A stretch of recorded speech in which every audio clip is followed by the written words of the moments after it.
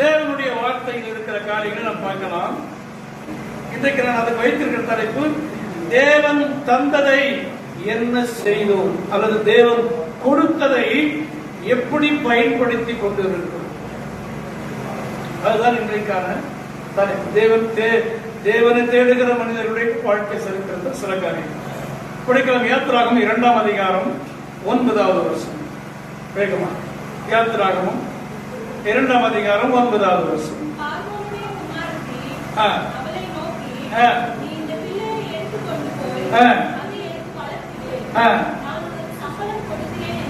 ஆமென். கண்களை மூடுகிறோம். தண்ணீரை ரத்தமாய் மாற்றினார் அதிசயம். தண்ணீரை ரத்தமாய் மாற்றினார் அதிசயம். பெரும் தண்ணீரை திராட்சரசமாய் மாற்றினார் அதிசயம்.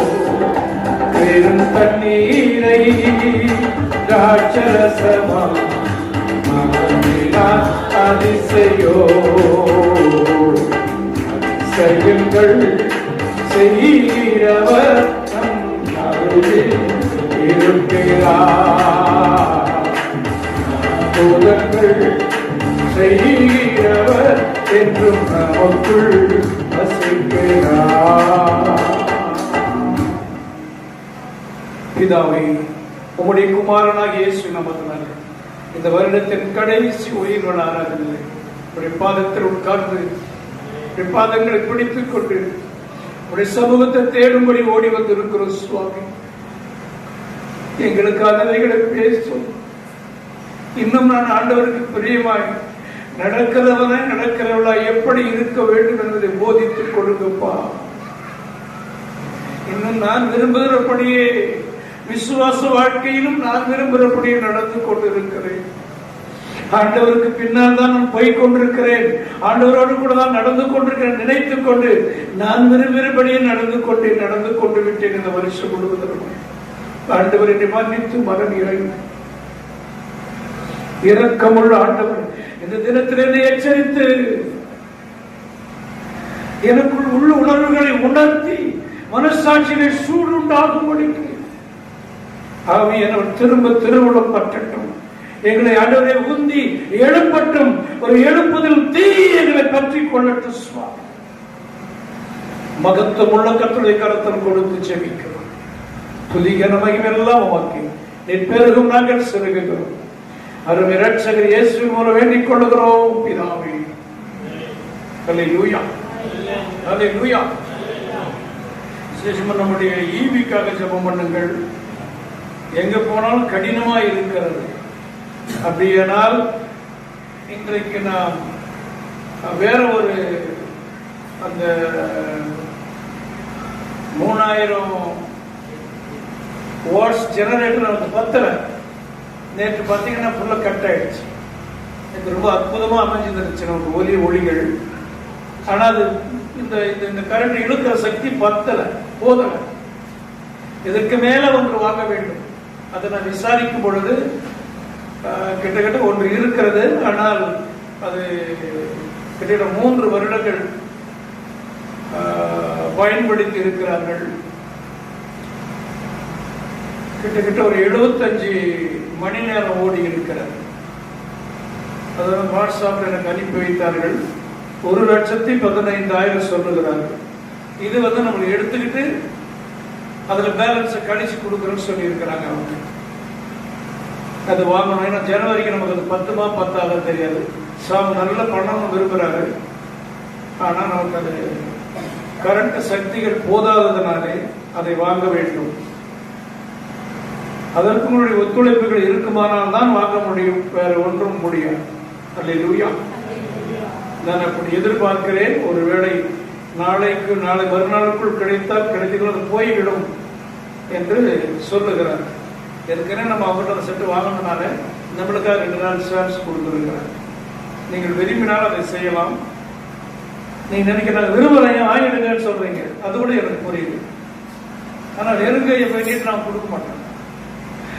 அதற்கு ஒரு ஒத்துழைப்பு தேவை என்பதை மறைமுகமாக நான் உங்களுக்கு கேட்க முடியாமலும் கேட்டுக் கொண்டிருக்கிறேன்.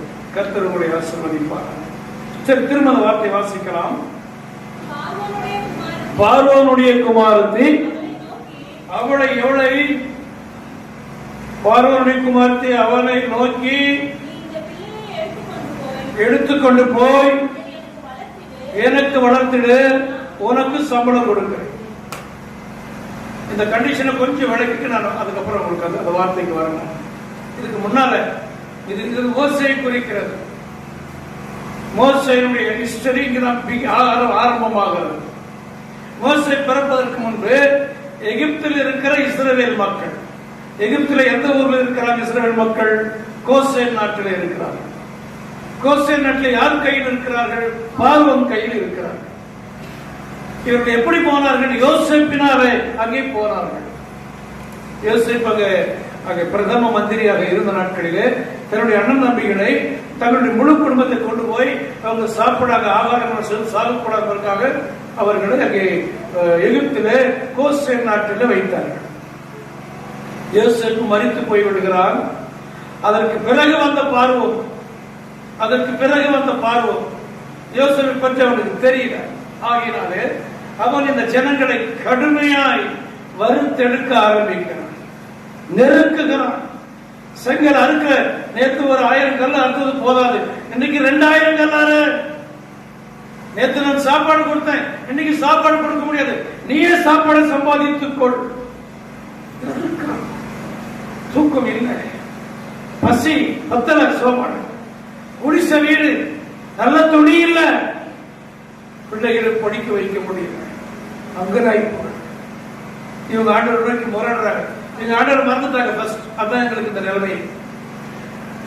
இஸ்ரேல் கானான்ல இருக்கும் பொழுது, ஆபிரகாமின் ஈசாக்கு யாக்கோபோடு இருந்த பொழுது இந்த தேவனுக்கு தொழுகையும் அங்கே பலிபீடங்களும் அங்கே பல பண்டிகைகளும் கொண்டாடினவர்கள்.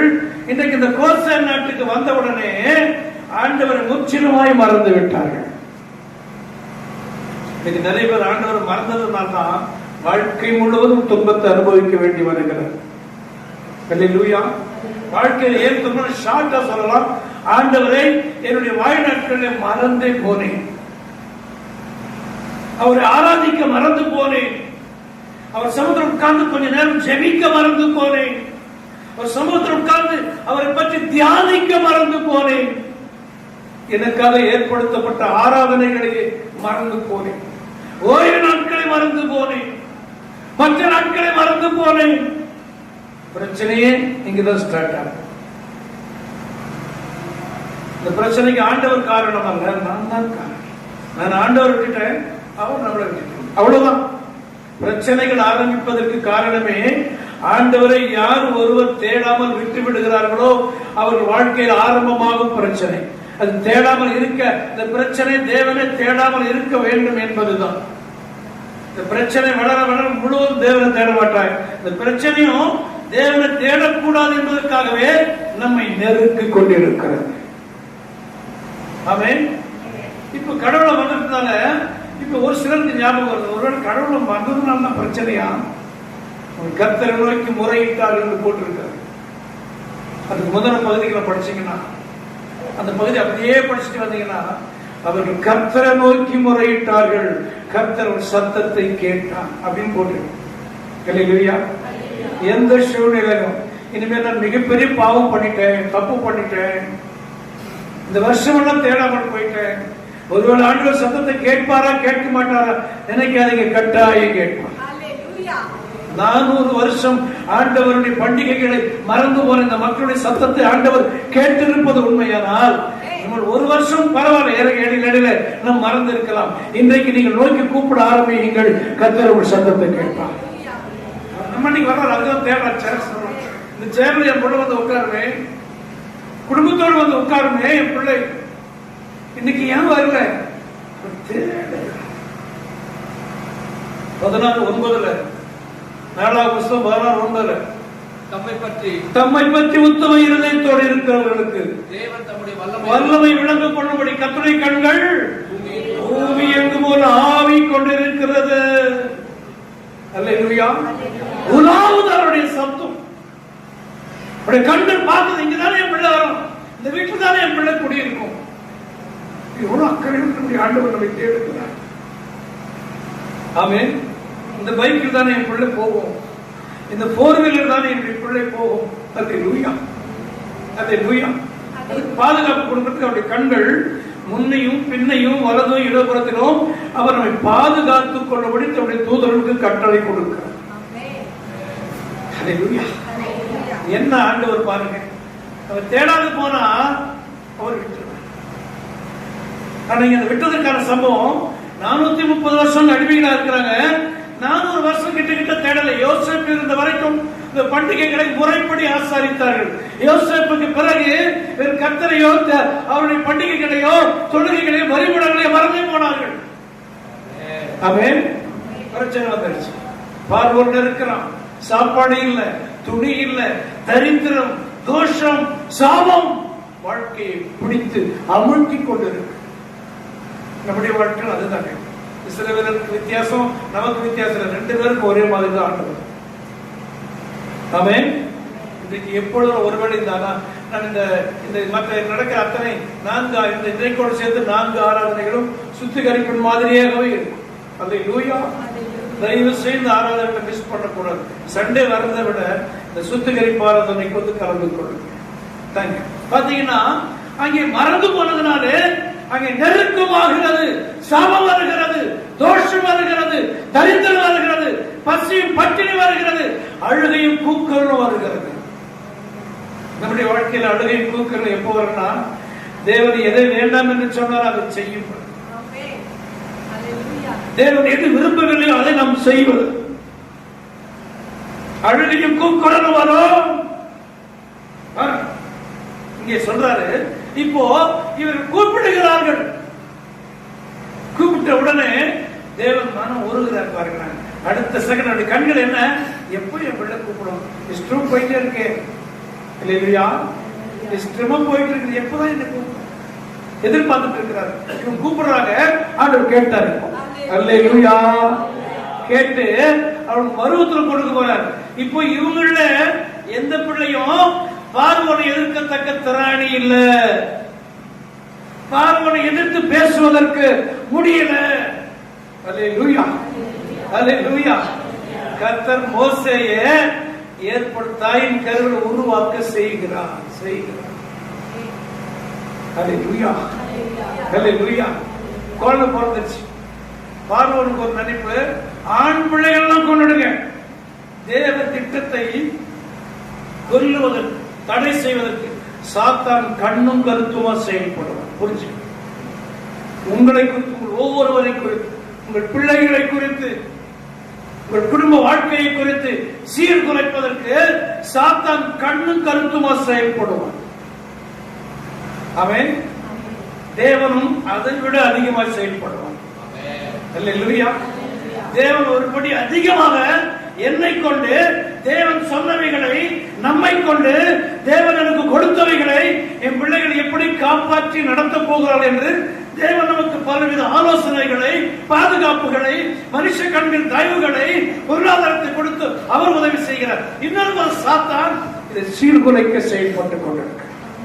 பார்வோனுக்கு என்ன போய் மோசே மறந்துட்டார், தேவனுக்கு செயல்படுத்த மோசே மறந்துட்டார். அல்லேலூயா. ஆனா பார்வோன் பாருங்க, தேவ திட்டத்தை செயல்படுவதற்கு எகிப்து என்பது உலகம், பார்வோன் குமார்த்தி, பார்வோன் அரண்மனை என்பது உலக வாழ்க்கை.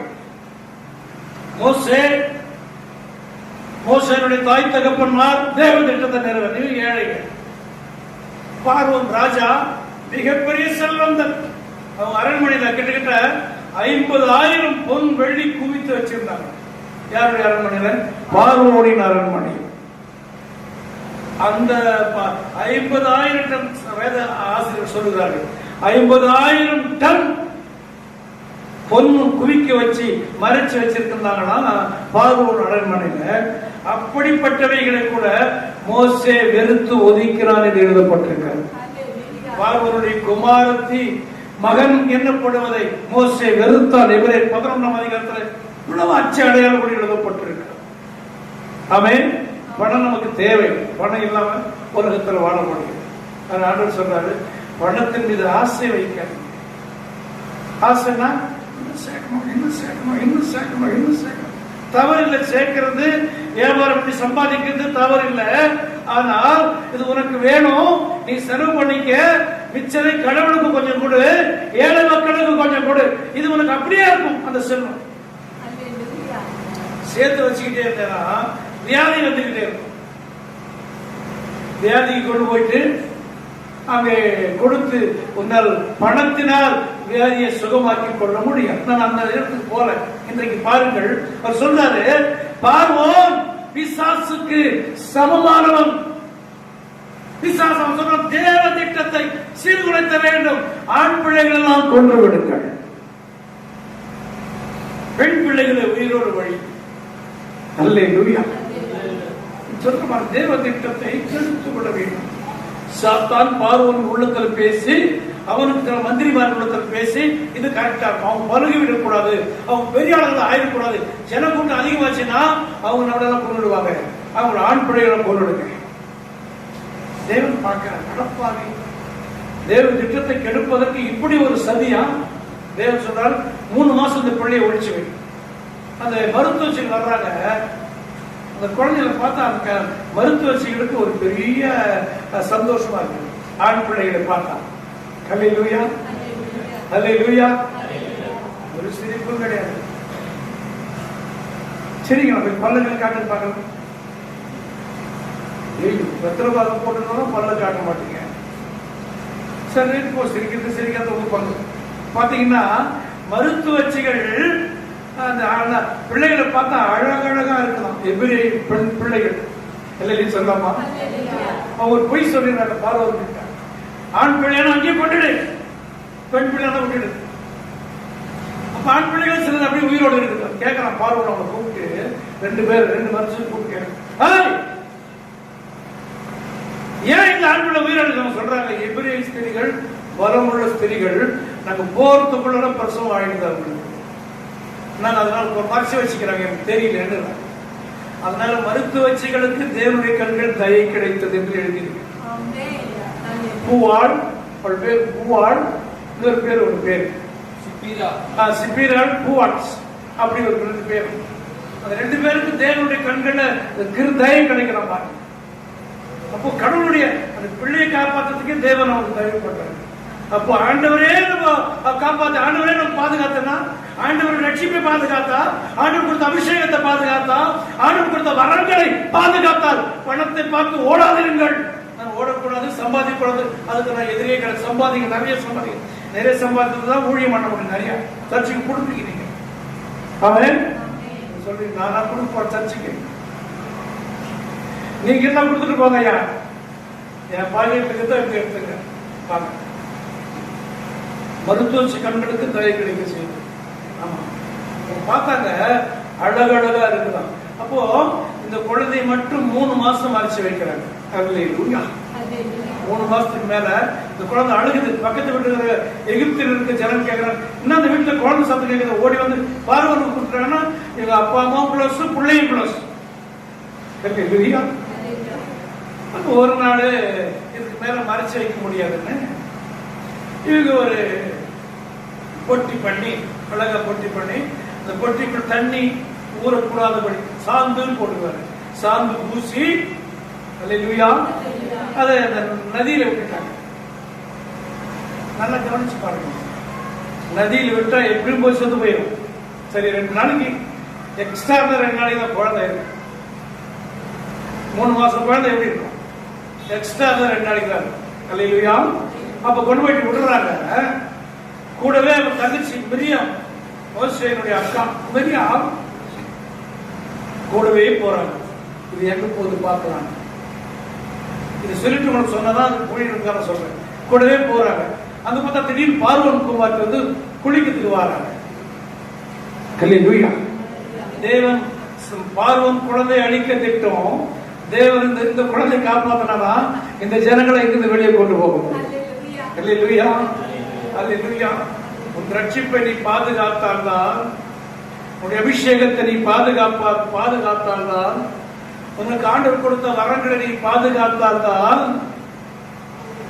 நீ ஒரு குற்ற ஜனத்தை ஆதாயப்படுத்த முடியும் ஆண்டவருக்கு என்று. இல்லைன்னா முடியவே முடியும். பாருங்க, இங்க கொண்டு போகிறார். இங்க அந்த பெட்டி அடிச்சுக்கிட்டே போகுது. நாணல் செடிகள்லாம் தாண்டி தாண்டி தாண்டி தாண்டி போயிட்டு அந்த பார்வன் குமாருக்கு அங்க குளிக்கவர்கள் அத்தனை தாதிமார்கள் வந்து. அப்ப திடீர்னு தாதிமார்கள் சொல்றான், அது போய் எடு, இன்னும் பெட்டி வந்து பார்க்கலாம். திறந்து பார்த்தா அந்த குழந்தை, அதுக்கு முன்ன மோசஸ் பேர் கிடையாது. மோசஸ் வந்து எபிரேயர் பேர் கிடையாது. சாரி, எபிரேயர் பேர் கிடையாது, அது எகிப்தியருடைய பேர். பாத்தீங்கன்னா இந்த குழந்தையை கொண்டு போறாங்க. இந்த குழந்தை அழகுள்ள குழந்தை என்று சொல்லி இன்னொரு அர்த்தம் சொல்றாங்க. இது ஜலத்திலிருந்து எடுக்கப்பட்டபடினாலே இதுக்கு மோசேன்னு பேர் வைக்கிறாங்க. யார் வைக்கிறது? யாரு? பார்வோனுடைய குமாரன். ஆமென். ரொம்ப அழகா இருக்கு குழந்தை. சரி, ஜலத்திலிருந்து நான் எடுத்தேன். இது வந்து இதுக்கு மோசேன்னு பேரு. உடனே அவங்க அக்கா பார்த்துட்டு இருக்கிறாங்க. மிரியாம் குழந்தைகளுடைய அக்கா பார்த்துட்டு இருக்கிறாங்க. உடனே ஓடி போய் இது யாருக்கிட்ட கொடுத்தா வளர்ப்பாங்க அப்படின்னு சொல்லி கேட்டுட்டு இருக்கிறாங்க. இவன் சொல்றான், மிரியாம இதை நான் இதுக்கு குழந்தைக்கு பால் கொடுக்கிற தாயே, நான் அங்கே எபிரேய ஸ்திரீகள் ஒருத்தர் கூட்டிட்டு வரட்டுமா? சரி, போய் கூப்பிட்டுவான். இந்த மோசனுடைய அம்மாவை கூப்பிட்டு வர்றாங்க. அந்த அம்மா கூப்பிட்டு வந்து அங்க அந்த பார்வன் குமார் சொல்றாங்க, இவங்க வளர்ப்பாங்க, இவங்க குழந்தைங்க இவங்க குழந்தை கொண்டுட்டாங்க, செத்து போச்சு குழந்தை. இந்த குழந்தை இந்த மாதிரி பால் இருக்குது, கொடுங்க, பால் கொடுத்து வளர்த்துருவாங்க. தேவனுடைய பிளான் பாருங்க, சாத்தானுடைய பிளான் பாருங்க. சாத்தான் அழிக்க நினைக்கிறான். தேவன் தேவ திட்டத்தை காப்பாற்றி நிறைவேற்ற வேண்டும் என்று துடியாய் துடிக்கிறான். அல்லேலூயா. தேவ திட்டத்திற்கு நாம் கொஞ்சம் இசைவு கொடுக்கணும், ஒத்து போக வேண்டும், அதை கேட்க வேண்டும், கேட்கிறதுபடி செய்ய முயற்சி செய்யும். அப்போ வளர்க்கிறாங்க. அந்த மாதிரி சொல்ற வார்த்தை தான் இப்ப படிப்பாங்க. 2:9 பார்வோனுடைய குமாரத்தி மோசேயின் தாயை நோக்கி, எடுத்துக்கொண்டு போய் எனக்காக வளர்த்துடு, சம்பளம் கொடுக்க. இவன் பாருங்க, தேவ திட்டத்தை பார்வன் குமாரத்தை நசுக்க பார்க்கிறாள். எப்படி? எனக்குன்னு வளர்த்துடு, உனக்காக வளர்க்காது. இந்த மோசேயின் தாய் நினைக்கிற முதல் குழு ஃபர்ஸ்ட் கொடுத்துரு, நான் அப்புறம் பார்த்துக்கேன். உனக்குன்னு வளர்க்கணும், யாருக்குன்னு வளர்க்கணும். தேவ திட்டத்தை நிறைவேற்ற வேண்டும். தேவ திட்டத்தின்படி இந்த குழந்தை வளர்ந்து, இந்த குழந்தை பிறந்த நோக்கத்தை இந்த ராஜ்யத்திலோ, எகிப்திலேயோ, இஸ்ரவேலிலேயோ, கோசன் நாட்டிலோ இது செய்ய வேண்டும். அதான் தேவனுடைய பிளான். ஆனால் பார்வோன் ஆகிய உலகம் சாத்தானும், பார்வோனின் குமார்த்தி ஆகிய அவளுடைய திட்டங்களும் எனக்கு வளர்த்து, எனக்குன்னே வளர்த்தது. பிற்காலத்தில் இவன் தான் ராஜா. பார்வனுக்கு அடுத்தபடி இப்ப இளவரசனாக்குகிறேன், இளவரசனாக்கி இவன் தான் ஒரு காலத்தில் ராஜாவாக போனார். அல்லேலூயா. அவள் எனக்கு வளர்த்திருக்கிறார். இது உலகம். உலகம் தேவ திட்டத்தை கெடுக்க நினைக்கிற இப்படிப்பட்ட சாத்தானின் சதிகளை ஆண்டவர் அவர்கள் வழியிலே போய் நாசுக்காக அதை உடைத்து எறிகிறார். வளர்க்குது, குழந்தை பெரிய ஆளாகுது. அங்க வில் வித்தையிலும் அங்கே எகிப்தினுடைய அத்தனை வித்தைகளிலும் அவர் வளருகிறார், ஞானத்தில் வளருகிறார். அல்லேலூயா. தாயை குறித்து இன்னொரு குறிப்பில் எழுதியிருக்கிறார். மோசேயின் தாய், மோசேயின் தாய் வந்து ஒரு எப்படி சொல்றது, எத்தியோப்பிய ஸ்திரீ. எத்தியோப்பியன்னா நீக்ரோக்கள். நீக்ரோக்களுடைய பெண்ணை மோசே மணந்து கொண்டான். அதனால அடிக்கடி மோசே வீட்டுல பிரச்சனை வந்துகிட்டே இருந்துச்சு. அவங்க அண்ணி, சாரி அவங்க அண்ணின்ற அவங்க மோசேயோட அக்கா, மோசேனுடைய உடன் பிறந்தவர்கள் அடிக்கடி இந்த மோசேனுடைய மனைவி குறித்து தர்க்கம் பண்ணினார்கள் என்று பல பரிசுத்தவான்கள் போட்டிருக்காங்க. வேதத்தோட ஒரு சில எழுத்து அப்படி இருக்கிறது. அல்லேலூயா. சரி, எப்படியோ மோசே வளர்ந்துகிறார். இதை பார்வோனுக்காக, பார்வோன் குமாரத்துக்காக வளர்க்கப்படுகிறார். அரண்மனை வாழ்க்கை. தினம் ஒரு வேளைக்கு 3 வேளைக்கு 3 விதமான டிரஸ், நகைகள், அங்கே மகுடங்கள், அங்கே வில்கள், அம்புகள். பல வாலிபர்கள் இவனுக்கு ஆதரவு பக்கத்தில் வருகிறார்கள் பாதுகாப்புக்காக. இப்படிப்பட்ட ஒரு பெரிய வாழ்க்கை. தேவன் அவனை சந்திக்கிறார். அல்லேலூயா, சந்திக்கிறார்.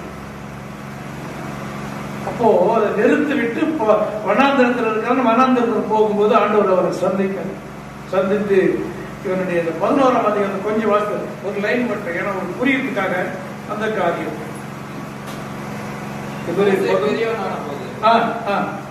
பார்வோனின் குமாரத்தி எனப்படுவதை வெறுத்து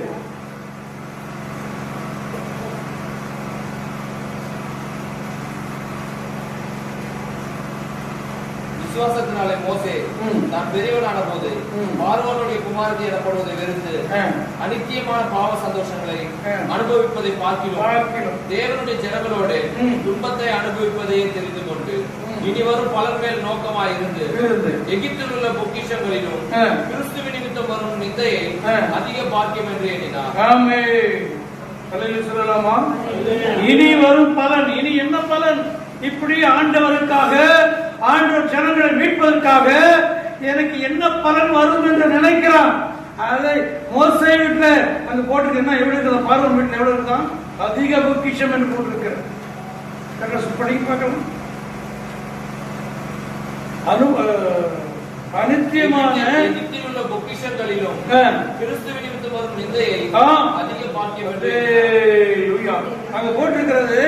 50,000 டன் கோல்டு பார்வோனுடைய வீட்டில் இருக்கிறான். எத்தனை ஆயிரங்க? டன் என்றால் ஒரு 1000 கிலோ.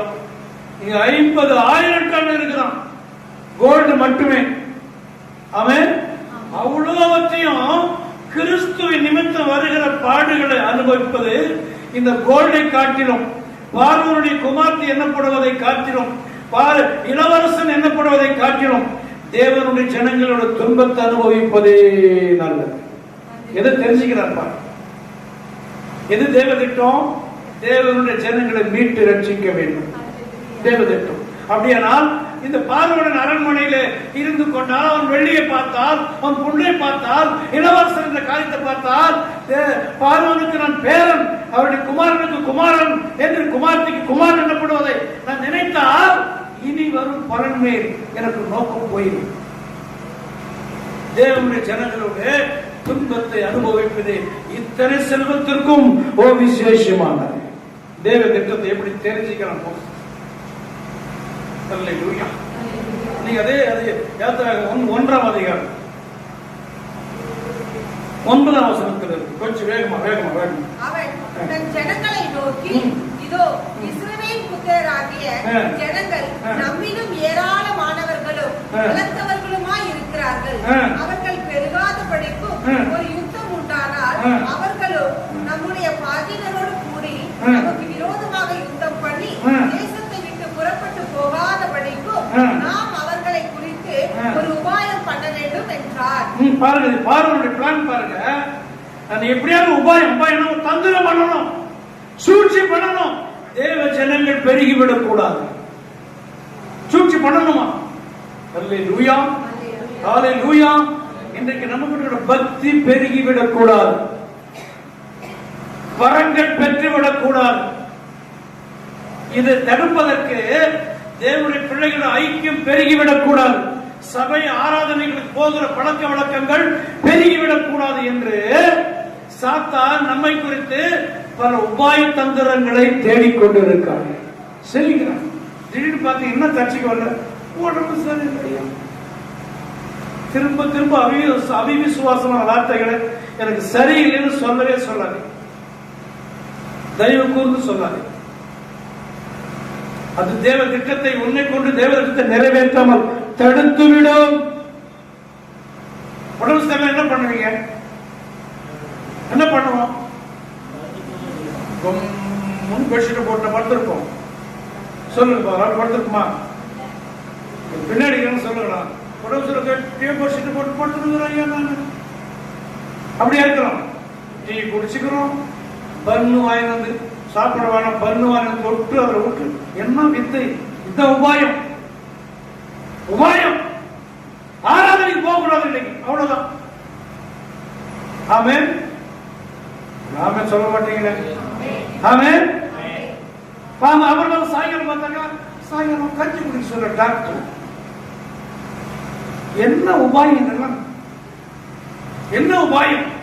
தேவ திட்டம் இன்னைக்கு ஆராதனை உன்னை கொண்டு வந்து ஏதோ ஒன்று உன்னை கொண்டு செய்ய வேண்டும். ஒரு தரிசனத்தை கொடுப்பார், வெளிப்பாடை கொடுப்பார், தீர்க்க தரிசனமான வார்த்தைகளை உங்கள் வாயிலிருந்து புறப்பட அவர் கேட்பார். அதற்கு தான் ஆராதனைக்கு கொண்டு வர. தேவ திட்டத்தை நீ நிறைவேற்றணும்.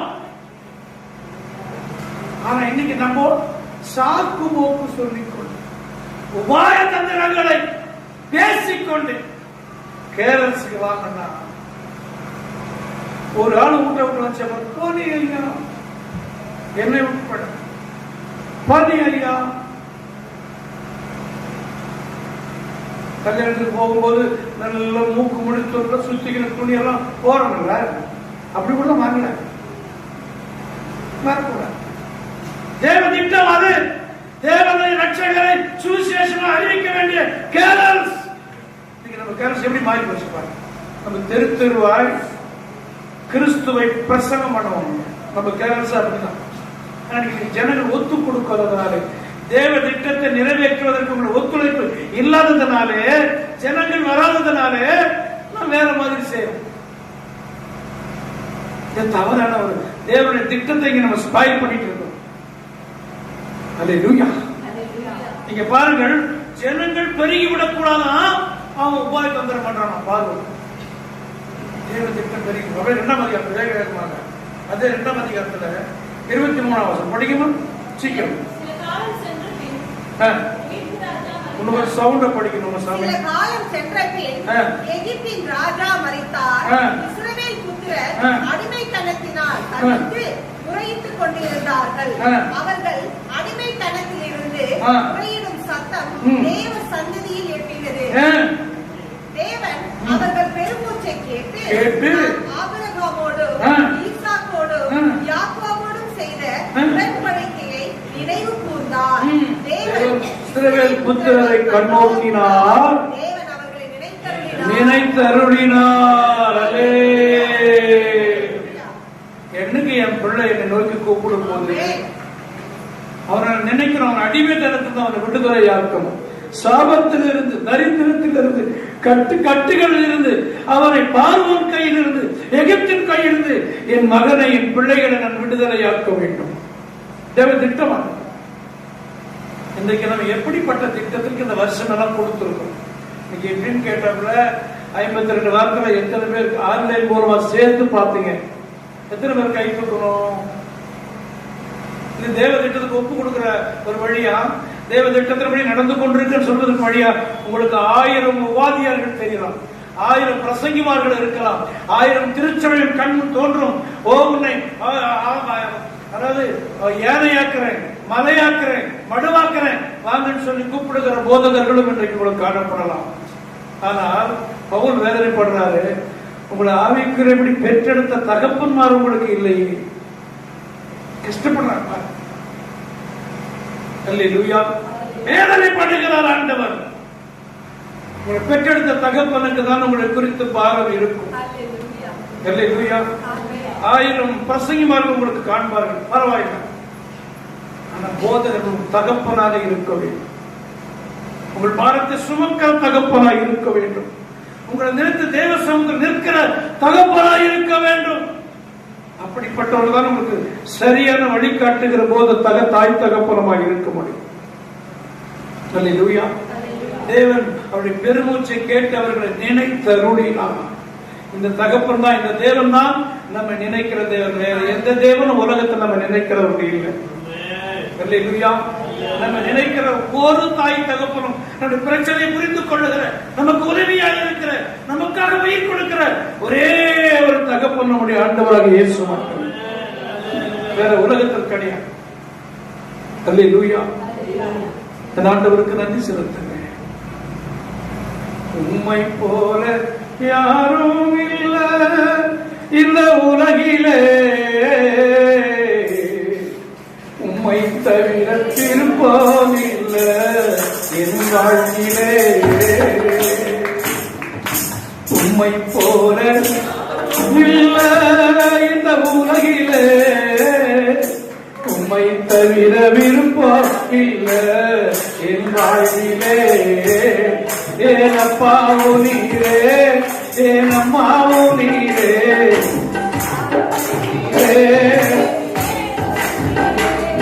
என் அப்பாவும் நீரே, என் அம்மாவும் நீரே, நீரே எனக்கு ஏறுதல் நீரே.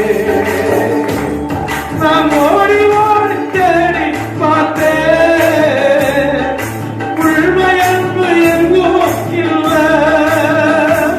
நான் ஓடி ஓடி தேடி பார்த்தேன், உள்மையன்பு எங்கோ இல்லை.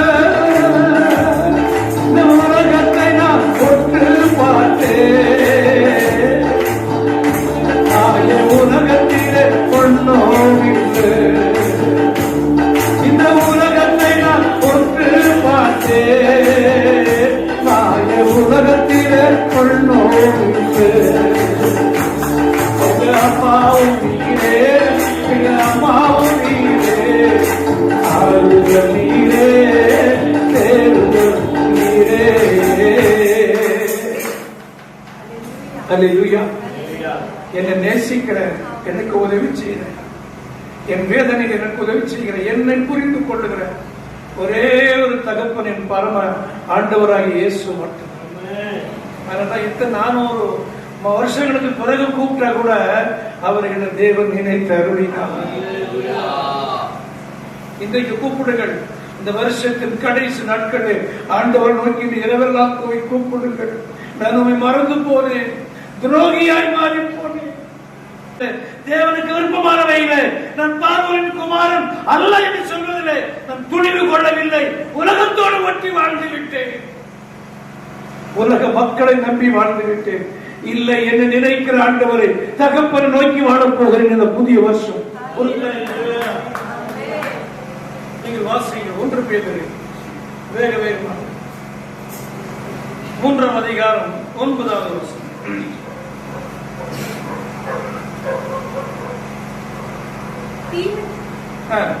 அந்தபடி 1 பேதுரு 3:9. மனைவிகளே, அந்தபடி மனைவிகளே உங்கள் சொந்த புருஷருக்கு கீழ்ப்படிந்திருங்கள். அப்பொழுது அவர்கள் யாராவது திருவசனத்திற்கு கீழ்ப்படியாதவர்களாக இருந்தால் பயபக்தியோடு கூடிய உங்கள் கற்புள்ள நடக்கையை அவர்கள் பார்த்து போதனையின்றி மனைவி நடக்கையினாலே ஆதாயப்படுத்திக் கொள்ளப்படுவார்கள். தீமைக்கு தீமை, உதாசனத்திற்கு உதாசனம் சரி கட்டாமல் பதிலாக ஆசீர்வாதத்தை சுதந்திரித்துக் கொள்ளும்படி அழைக்கப்பட்டவர்கள் என்று அறிந்து ஆசீர்வதியுங்கள்.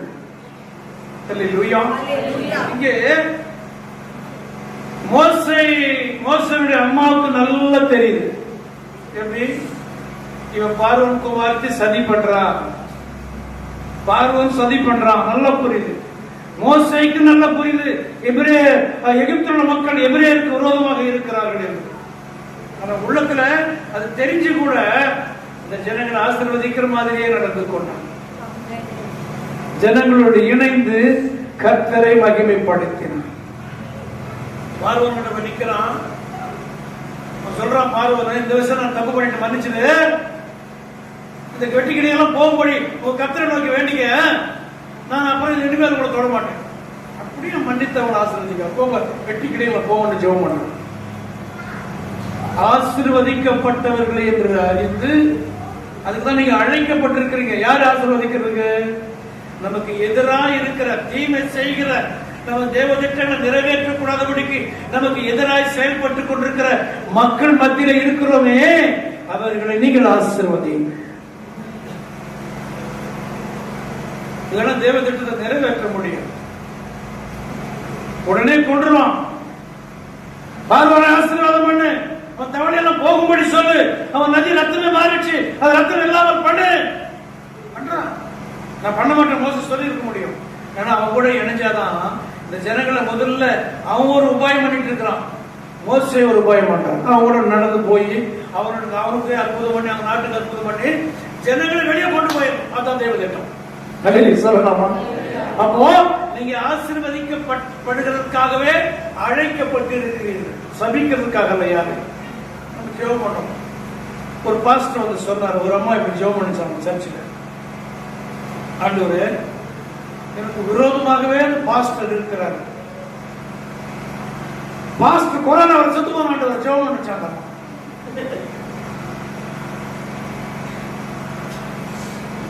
அவர் சொல்லுவது சிரிப்பாக சரி. அவர் சொல்றார், ஐயா நான் எவ்வளவு உதவி செஞ்சிருக்கிறேன். அந்த அம்மாவை வந்து இங்க உடல் ஊழியக்காரையை நான் ஏற்படுத்தி வச்சிருக்கிறேன். அவன் அவங்க பாட்டு பாடுவாங்க. அவங்க ஃபர்ஸ்ட் ஜெபமே சர்ச்சில் இவ்வளவு பிரதானமா வச்சிருக்க கூட அந்த மாதிரி நினைக்கிறேன். என்ன ஒரு நாள் இருந்தாலும் பிரசங்கம் பண்றதுக்கு அருள் பண்ணிக்கிறேன். இந்த செத்து போனா நான் வந்து மட்டும் ஊழியத்துக்கு அப்படின்ட்டு இந்த மாதிரி ஜெபம் பண்ணுதான். இதை போய் இன்னொரு ஆள் விசுவாசிக்கு பாஸ்டர் ஜெபம் பண்ணும், நான் வந்து பாஸ்டர் மாறுறேன்.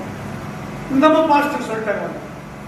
அதான் நான் அடிக்கடி சொல்றது, யாரை குறிச்சு பேசினாலும் இன்னொரு ஆளுக்கு நல்லவன்னு சொல்லிடாத. நம்ம வந்து சொல்லிவிடுவாங்க, பாஸ்டர் மட்டும்னா யாருக்கும் சொல்லிவிடுவாங்க. ரெண்டாம் கட்ட நிறைவாகிடும் நம்மளுக்கு. சரியா? இங்கேயும் எடுக்க மாட்டாங்க, அங்கேயும் எடுக்க மாட்டாங்க. வெளியே போக நிலைமை வந்துடும். பார்த்துக்கிட்டு சொல்றாங்க, இந்த பாஸ்டர் சொல்றாரு கொரோனா, ஒரு பாஸ்டர் சொல்லு கொரோனா வந்துருச்சு, பாஸ்டர் கொரோனாவில் பாஸ்டர் சொல்லணும், வரக்கூடாது. இந்த மாதிரி ஆனால் நூற்றுக்கணக்கான சபை மக்கள் எங்க பாஸ்டர் உயிரோடு எழுப்பி கொண்டு வாங்க.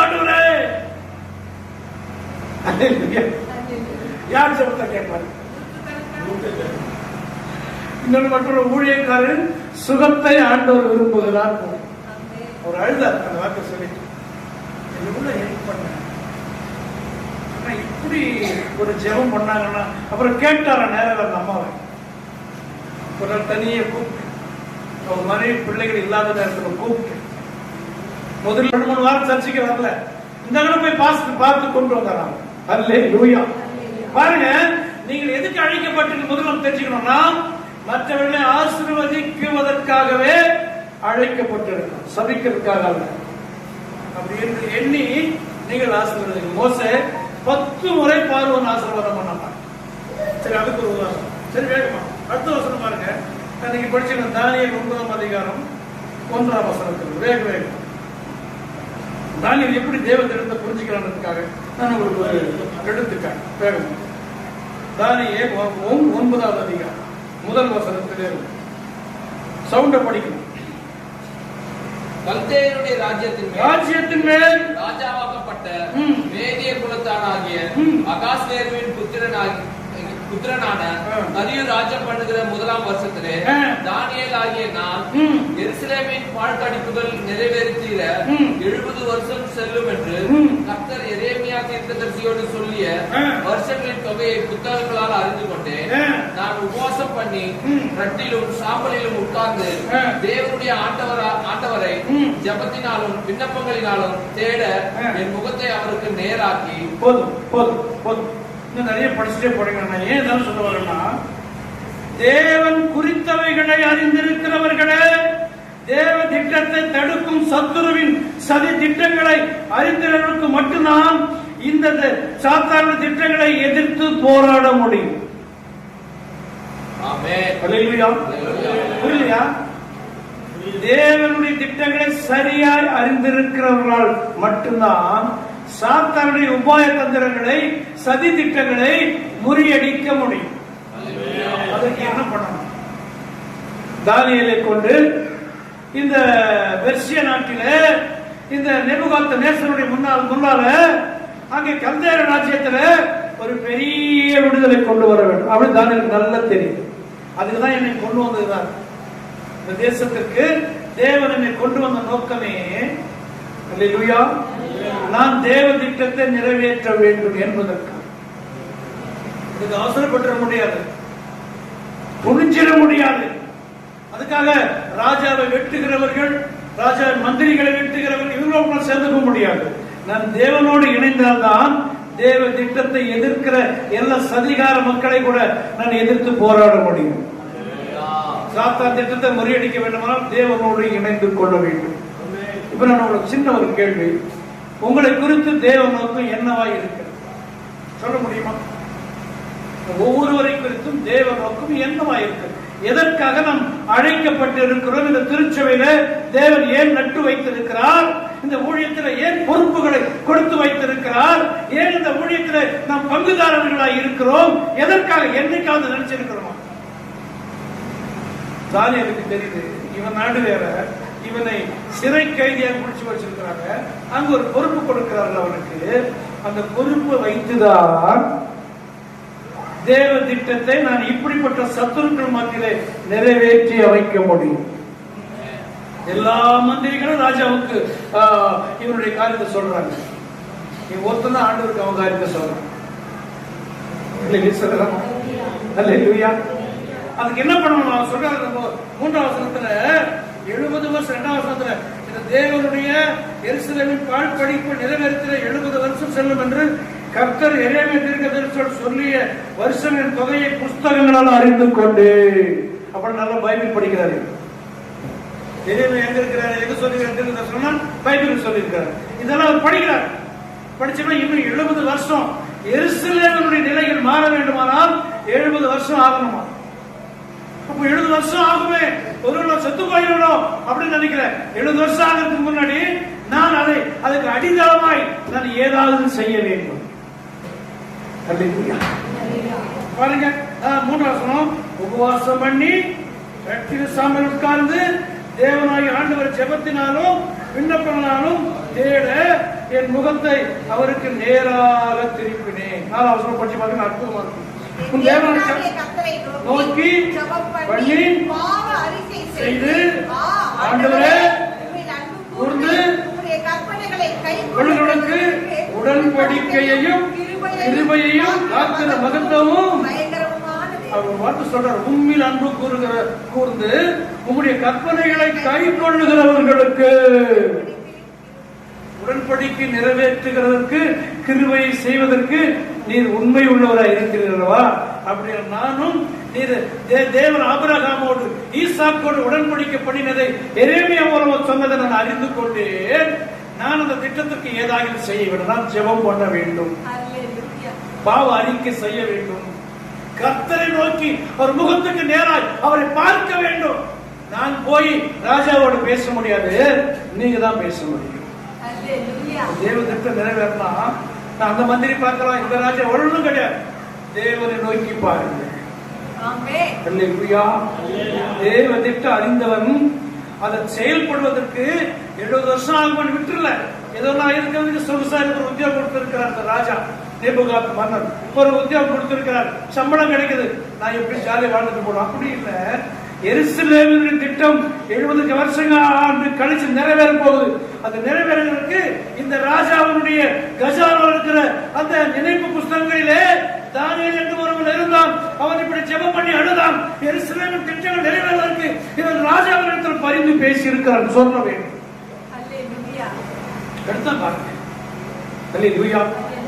எனக்கு ஒரு தரிசனம், 12 வாசகர்கள் நிறைந்த ஒரு பிரம்மாண்டமான ஆலயத்தை நம்ம கட்டணும்.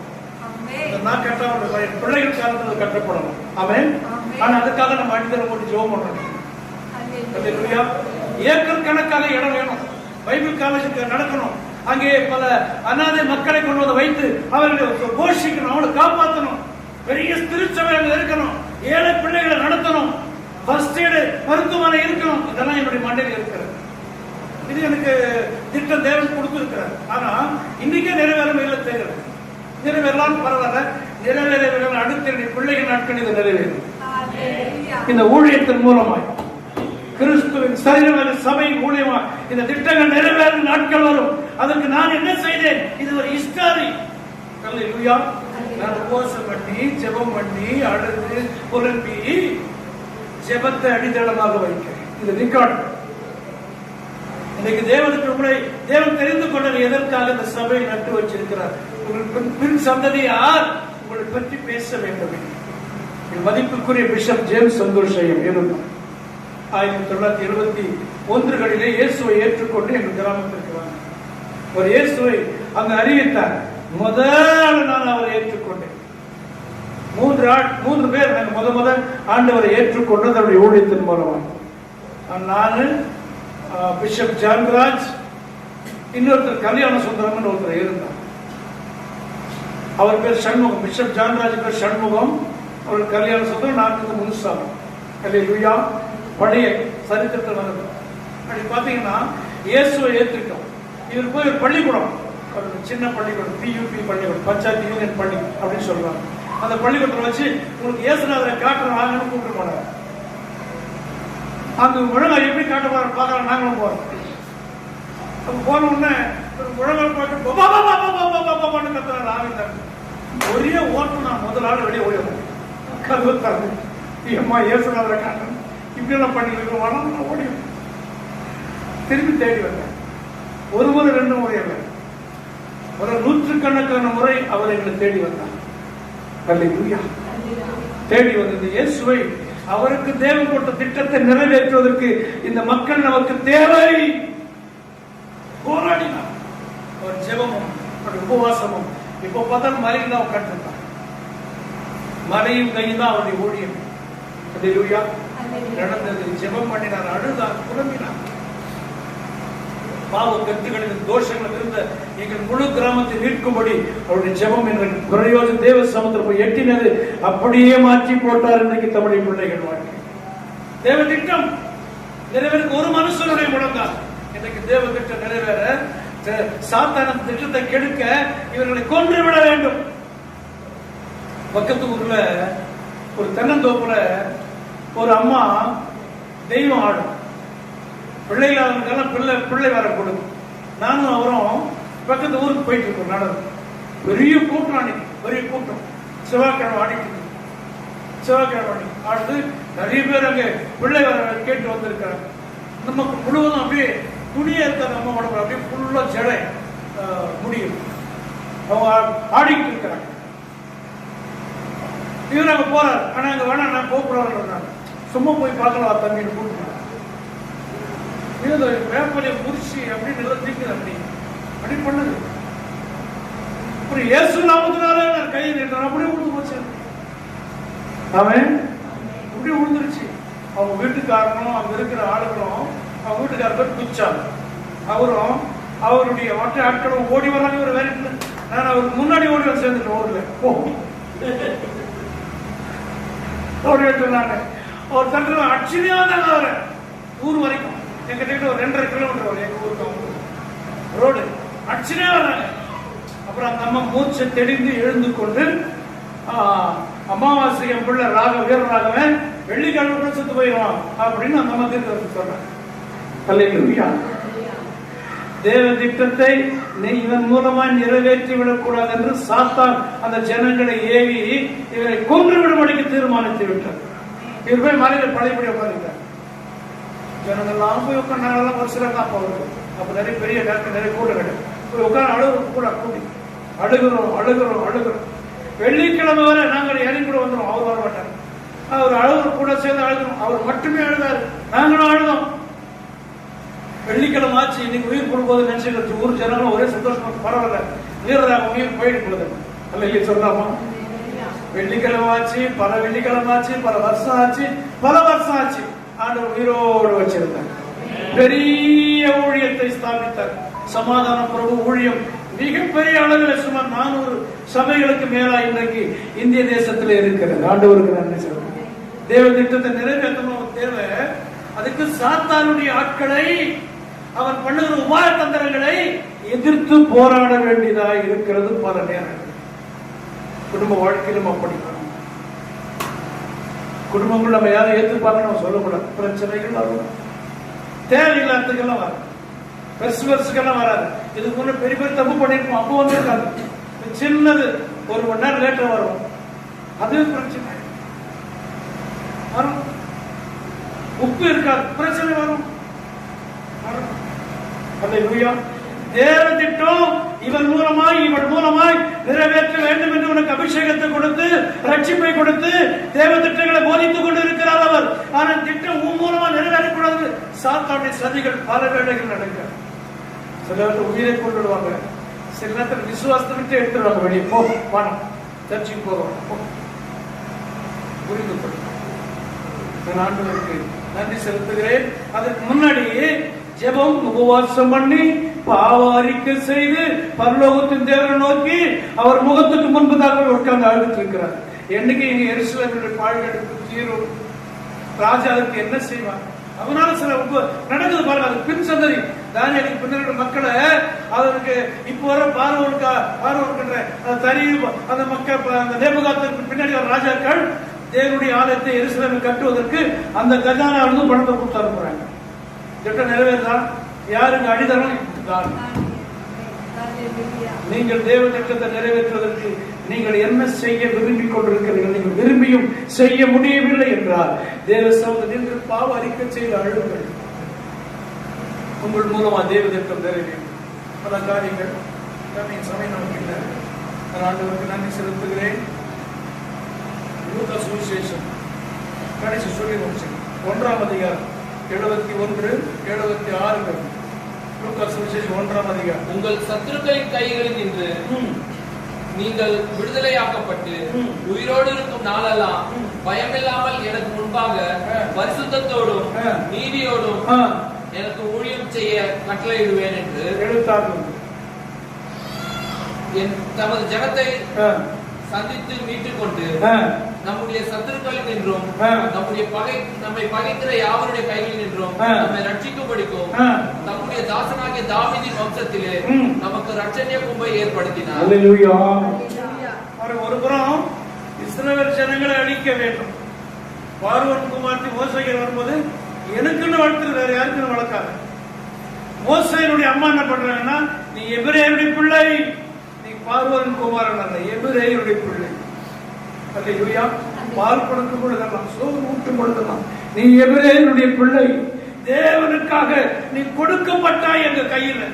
தேவனுக்காக ஏதாகிலும் சரி, இந்த ஜனங்களை இந்த தேசத்திலிருந்து விடுதலை பண்ணி கொண்டு போ. அல்லேலூயா. தேவனுடைய பிளான் மோசே தாய் செயல்பட்டாங்க. இன்றைக்கு யோவான் ஸ்நானகனை ஆண்டவர் கொடுக்கிறார். ரோமா சாம்ராஜ்யத்திற்கு அடிமைப்பட்டு கிடந்த அந்த இஸ்ரவேல் மக்களுடைய நாட்களிலே இந்த ஜனங்கள் தத்தளிப்பதை பார்த்து ஒரு யோவான் ஸ்நானகனை இங்கே கொடுக்கிறார். இந்த ஜனங்கள்லாம் விடுதலையாக்கும்படி பெரிய வெளிச்சத்தை கொண்டு வரும்படி, இருளில் இருக்கிற மக்கள் வெளிச்சத்தை காண வேண்டும் என்று யோவான் ஸ்நானகனை கொண்டு வருகிறார். அவரை கொண்டுட்டாங்க. ஒரு தலையை வெட்டி விட்டாங்க சாத்தானுடைய ஆட்கள்.